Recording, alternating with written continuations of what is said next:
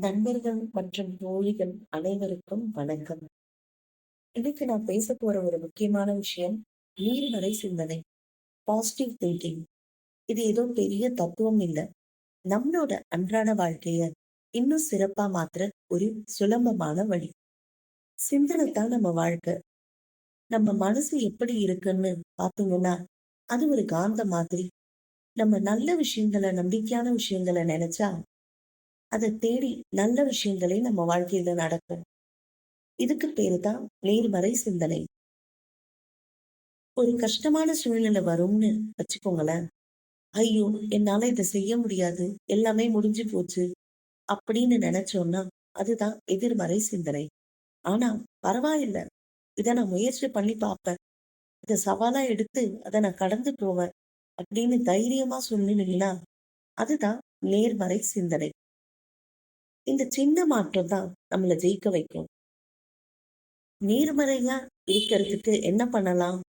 எல்லா நேரத்திலும் சந்தோஷமா, பாசிட்டிவா இருக்க முடியுமான்னு கேட்டா, கண்டிப்பா முடியாது. ஆனா, நம்ம மனசு நம்ம எப்படி பழகுறோம்னு சில வழிகள் இருக்கு. பேச்சுல கவனம். முடியாதுங்கிற வார்த்தைக்கு பதிலா முயற்சி பண்றேன்னு சொல்லி பாருங்க.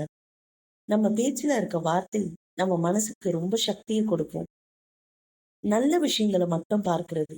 ஒரு நாள் முழுக்க என்னென்ன நல்லது நடக்குதுன்னு ஒரு நிமிஷம் நினைச்சு பாருங்க. சின்ன விஷயமா இருந்தாலும் சரி, அதுக்கு நன்றி சொல்லுங்க. இது நம்ம மனச அமைதிப்படுத்தும். மத்தவங்கள ஒப்பிடாதீங்க.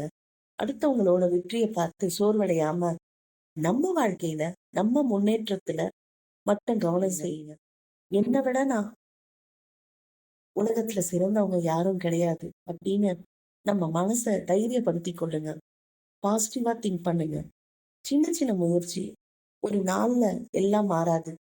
தினமும் காலையில ஒரு நிமிஷம். இன்னைக்கு இந்த நாள் இனிமையான நாளாக இருக்கும். நான் ரொம்ப சந்தோஷமா இருப்பேன்.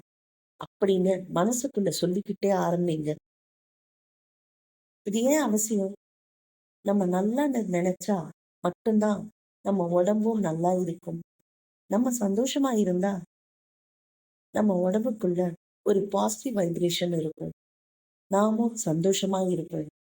நம்ம வாழ்க்கையில வர கஷ்டங்களை சோர்வு இல்லாம கடந்து போக இந்த நேர்மறை சிந்தனை நமக்கு ஒரு பெரிய சக்தியா இருக்கும். உன்னால முடியும்னு நம்பு. நீ பாதி தூரம் போயிட்ட. இன்னும் கொஞ்ச தூரம் தான் கடந்து போ அப்படின்னு நமக்கு நமக்குள்ளவே ஒரு பாசிட்டிவ் திங்கிங் இருந்தா கண்டிப்பா நம்ம வாழ்க்கையில ஜெயிக்கலாம்.